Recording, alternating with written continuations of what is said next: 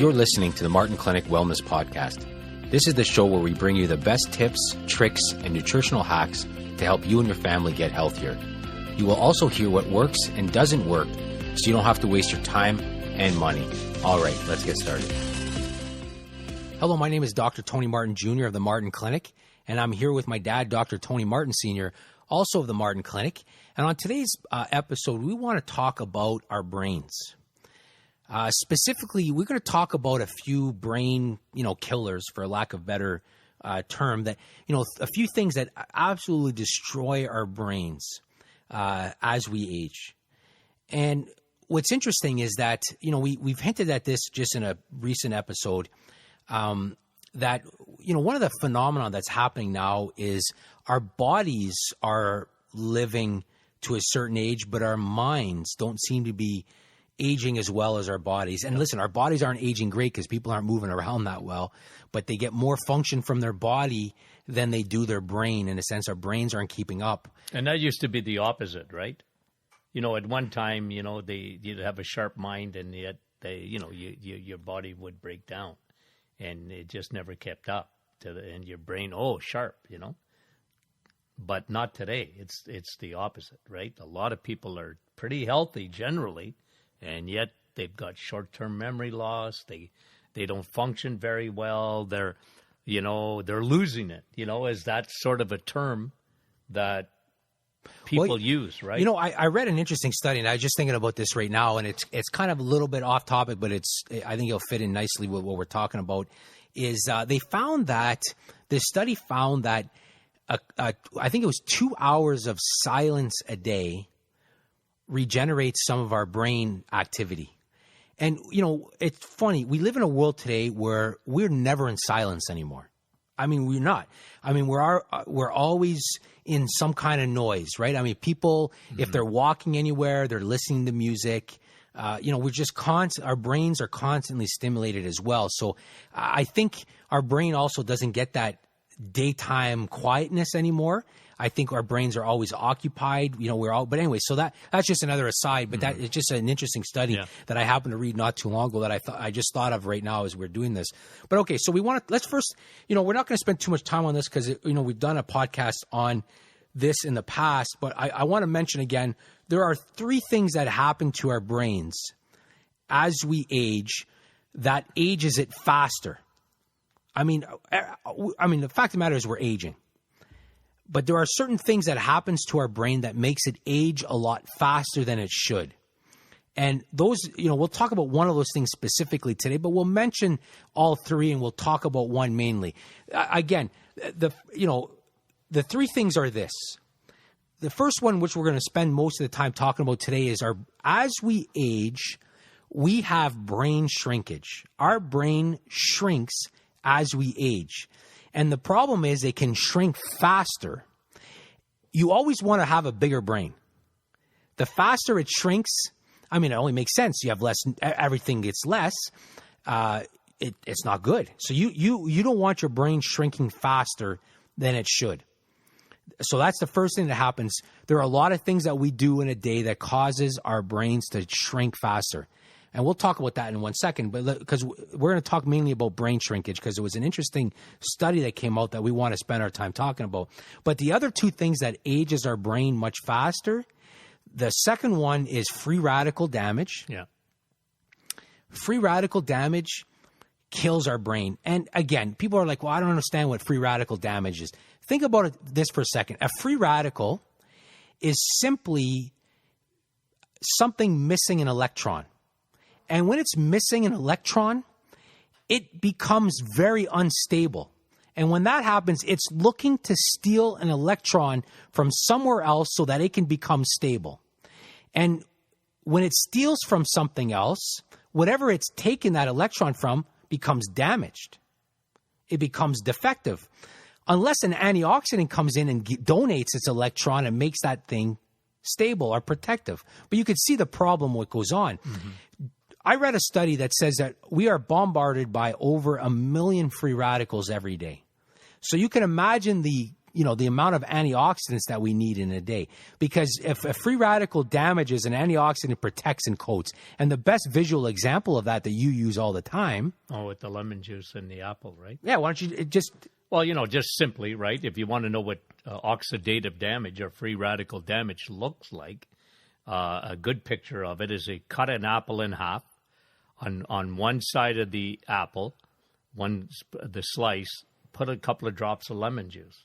And the other one, don't do anything. Watch the other one rust out right before your eyes. It'll turn brown. It'll oxidize quickly. The one with a couple of drops of lemon juice, antioxidant, right, will protect that one side for 3 times, 4 times, 5 times longer before it starts turning brown. So that's a good example. I can't think of anything that's sort of a better picture. It's like rust-proofing your car.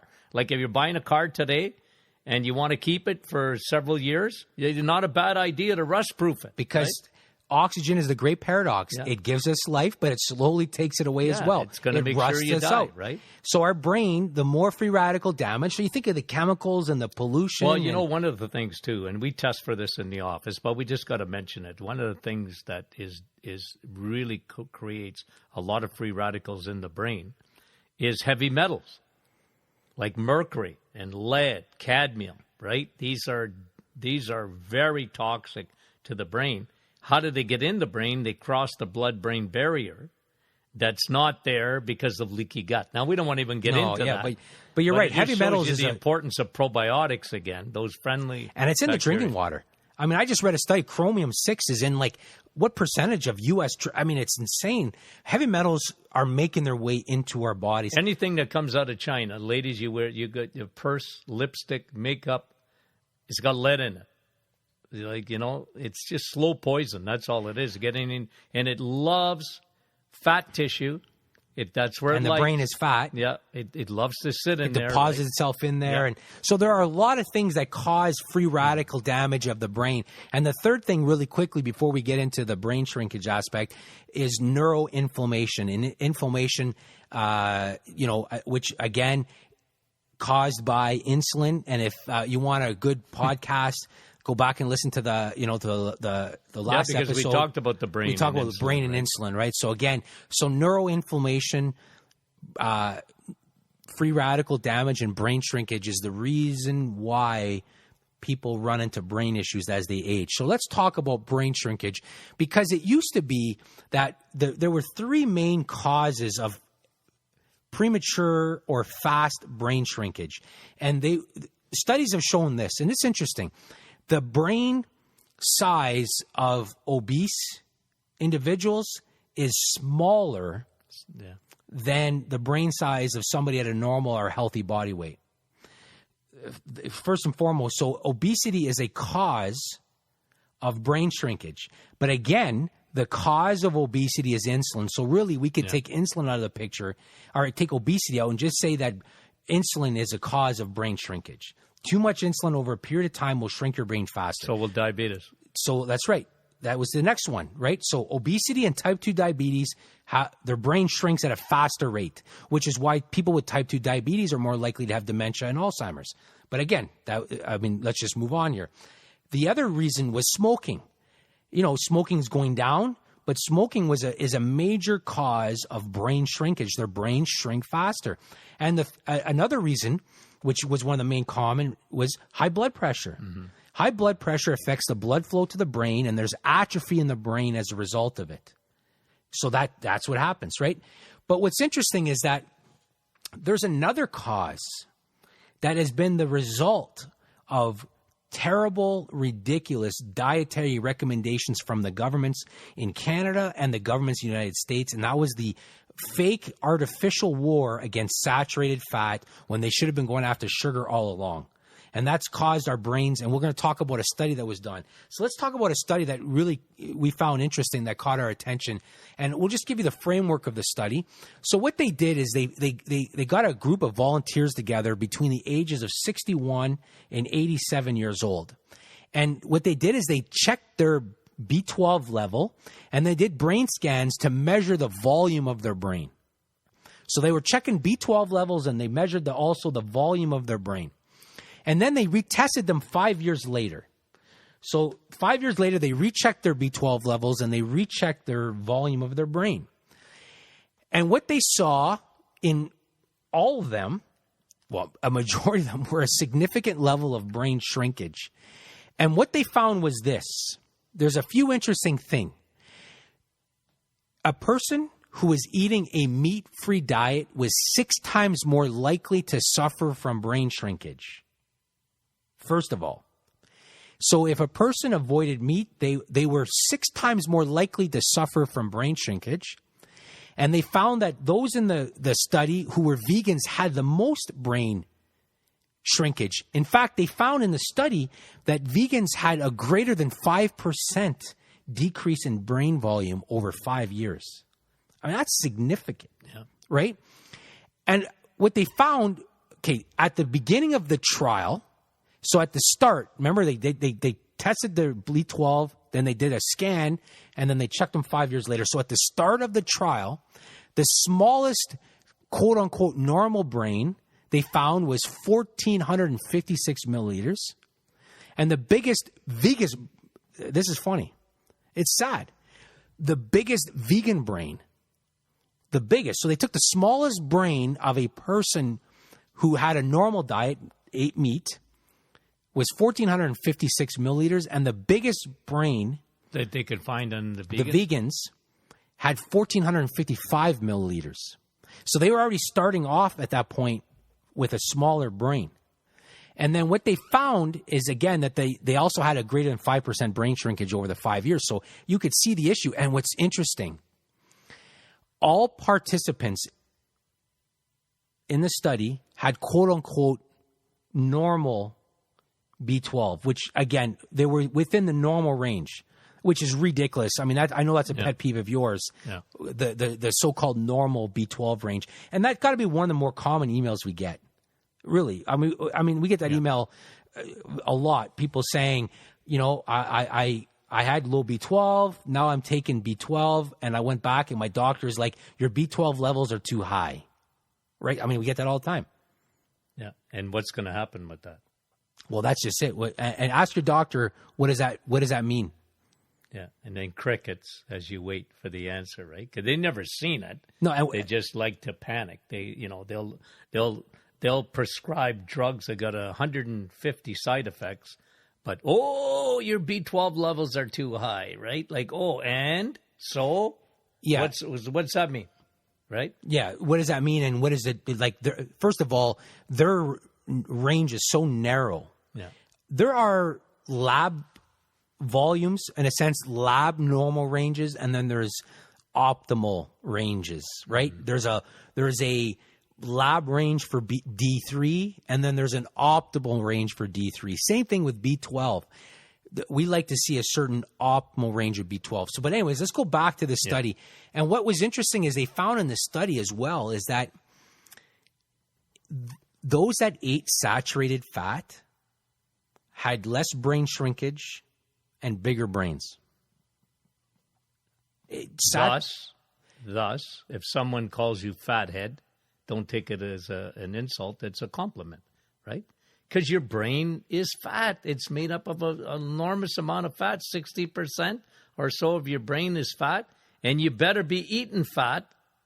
Well, and look at the marketing message over the last 2 decades about how even the word saturated fat, people instantly think of artery clogging grease, right? Greasy foods. Yeah. They look at butter and they see, what do they see? They look at butter and they see clogged arteries. Yeah. They look at an egg and what do they see? Clogged arteries. They look at a piece of meat, and especially red meat, they'll say, well, what do they see? Clogged arteries, because the marketing has been unbelievable. But it's not science. And they've shown it.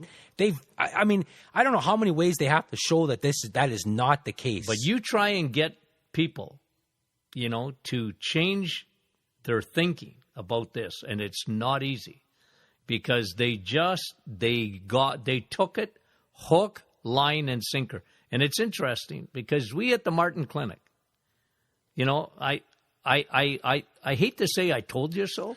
Well, we've been saying this for a long time. Right? We said it for such a long time that fat doesn't make you fat. Fat does not give you cholesterol. Fat doesn't, isn't bad for you. As a matter of fact, carbs are. And we've said it, and we've said it, and we've said it. And I when you get studies like that show you brain, because people are very worried about their brain, and they ought to be. It's probably the scariest thing for people is saying, you know what? I'm going to be living on the planet, and my brain's not going to work. Well, and that's going to be, people. sure it is. And that is going to be the biggest aging issue that we are going to face over the next... We live longer, and yes. It's true. Like if you look at, I've been around long enough to realize that, like back in the 50s and the 60s when they looked at somebody that was in the 70s, you've had a long life there. And people in the 70s now are going, hey, I'm just getting started, man. No, the 70s is the new 60s or even the new 50s. So you better make sure your brain lives as long as your body does. Yeah, because that's a huge issue. So, okay, listen, we definitely don't suggest the vegan lifestyle at all. Not at all. If somebody has a reason why they want to be vegan, you better make sure of a couple of things. One, you need to get saturated fat. Yeah. And if you're not going to be getting it from animals, because that's the easiest way to get it, you better be making sure you get a lot of coconut oil. You better make sure you're getting a lot of butter. Well, no, they're vegan. They're not even having butter. No, a lot of coconut oil, right? I mean, there's a lot of things that but they got to be making sure. But even then, you're not getting B12. You're not, like they're showing it now that there's no way on earth. Unless they're eating seaweed every day. Yeah, seaweed or clams or whatever. Yeah, even then, even then, it's red meat. And, I tell people, look, let's go back to eating steak, for heaven's sakes. Doesn't it taste good? But a lot of people, okay, we'll work with you. Like if you're a vegan, we're going to work with you. If you're a vegetarian, we're going to work with you. Just know that the studies show that your brain is going to shrink faster unless you take drastic steps.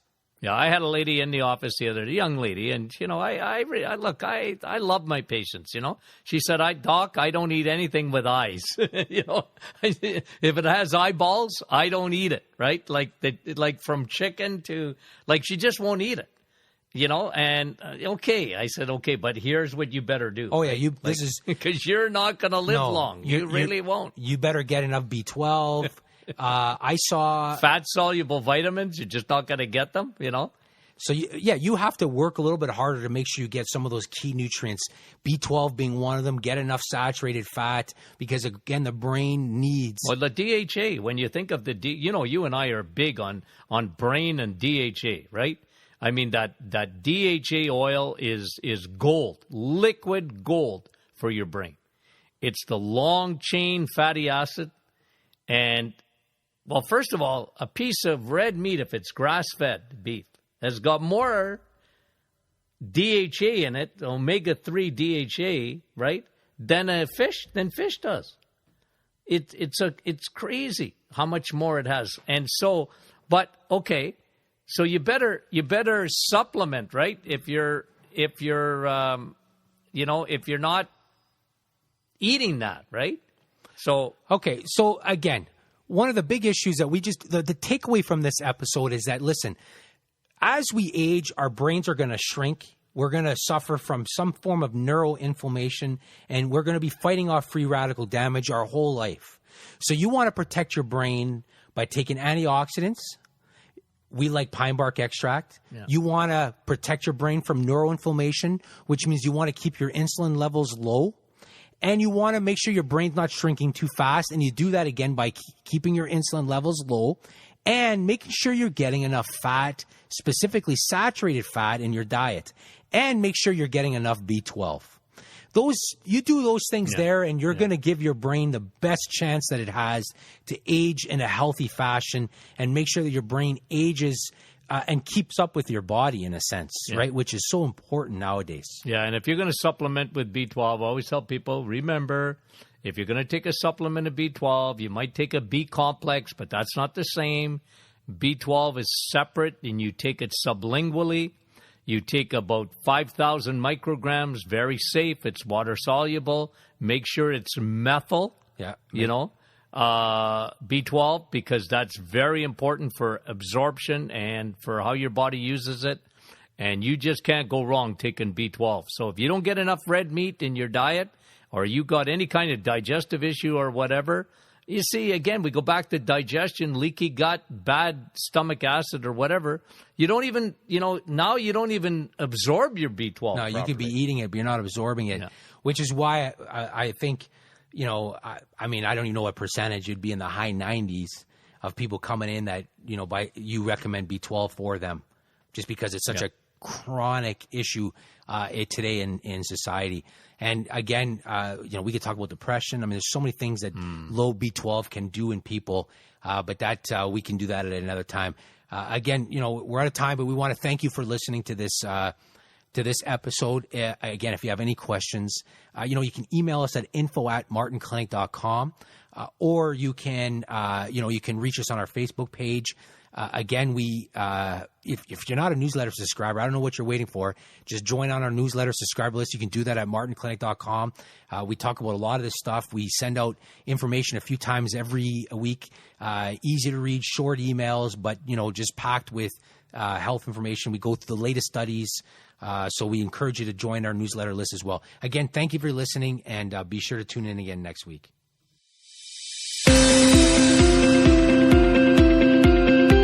You've been listening to the Martin Clinic Wellness Podcast, brought to you by martinclinic.com. We are truly thankful that you took the time out of your busy day to listen. Talk soon.